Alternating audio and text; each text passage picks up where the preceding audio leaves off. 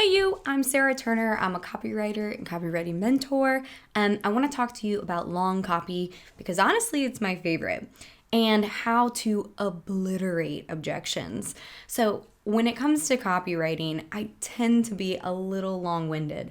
I really like long copy because it gives me a chance to approach things from different angles. In fact, generally the only time I write short copy is if I'm limited by characters in maybe Facebook or Instagram ads. So I love long copy. And there is a hot debate, and I don't think that there is any real conclusion about what is more effective, long copy versus short copy. And I think it really depends on what the product or service calls for. And one of the things I always like to remind people is that generally the price of something kind of indicates how much more time or copy you'll need to really convince your prospect, right?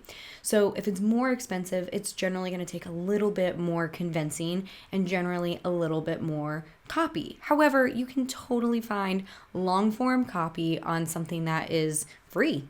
It doesn't even need to actually cost money. So there's no right or wrong here, and it's a very hot debated topic, but I will say that I'm definitely in the long copy camp.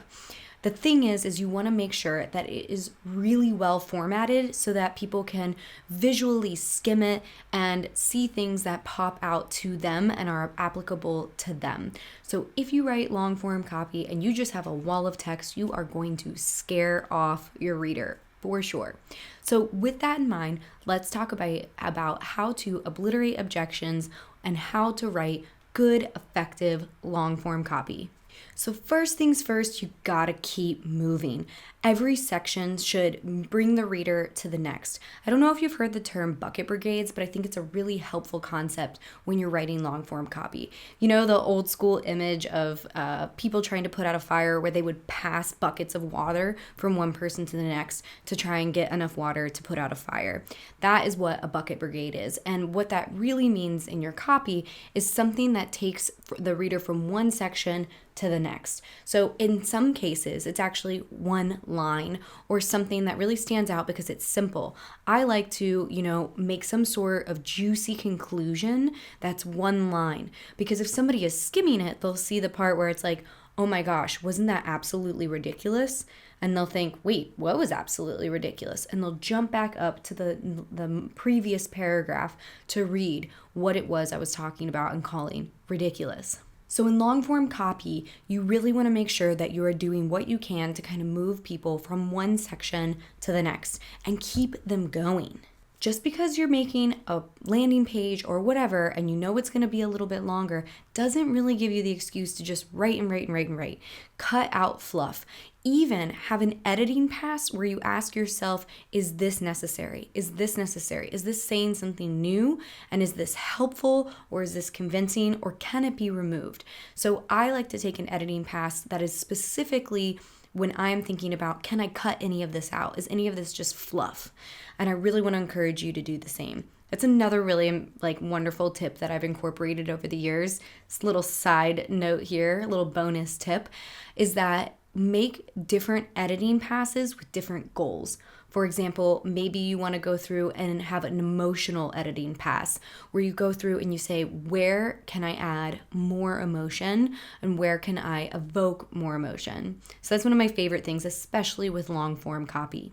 The next thing you want to do is crush objections confidently. That is one of the best ways to not only sell effectively, but also to feel good about selling. Because if you are thinking something like, this sounds like it's too good to be true, or this won't work for me, your audience is definitely thinking that as well. So as you're writing, if one of those objections comes to your mind, call it out and address it head on. It establishes trust and builds rapport because they think, wow, this person knows that I was thinking that exact same thing, right? So handle objections. And one of my favorite ways to handle objections is to just call them all out in a frequently asked question section of your piece of copy, because then you can actually write out their objections exactly as you think they would say them, and then address them. It's a really effective way to just totally obliterate their objections. And also, I think it feels better selling in this way because you're being honest and straightforward. And that is something that all copywriters should be striving to do. It's not just about selling for the sake of selling anymore. It's about keeping our values intact and aligned. Another way to handle objections effectively is with case studies. That is a really powerful tool that you can use to actually show someone who is just like the person who's reading your piece of copy and how they overcame whatever the objection was, maybe their age, their education level, whatever. You can address it through a case study, and it's really powerful because it also incorporates social proof. Finally, if you are writing long form copy, you've got to put the call to action throughout the entire piece, not just at the end, because again, you're going to get a lot of skimmers. People are going to see, oh wow, how long is this thing? And they're going to scroll to the bottom and they might miss your call to action altogether. So have multiple call to actions throughout your long piece of copy and make sure that you're changing up how you're saying it. Like, are you ready to join now? Ask them a question. You can say, learn more, sign up, I'm ready, whatever it is. But make sure that you have call to actions throughout your piece and that you're making them compelling. And don't just make your call to action general, right? It's not just that button. It's everything leading up to it. So ask them, like, wouldn't it feel amazing if? What would it feel like if you were to, X, Y, and Z, insert your product or service and the transformation it's going to give you? Make sure that you're making it really specific to your product or service and you're showing them the emotional transformation that you are going to provide or your product or service. So I hope that helps. Go ahead and hit that thumbs up button. Don't forget to subscribe to my channel. And of course, leave me notes in the comments so I can create more videos that are totally relevant to you, because that's why I'm here. Thanks, guys.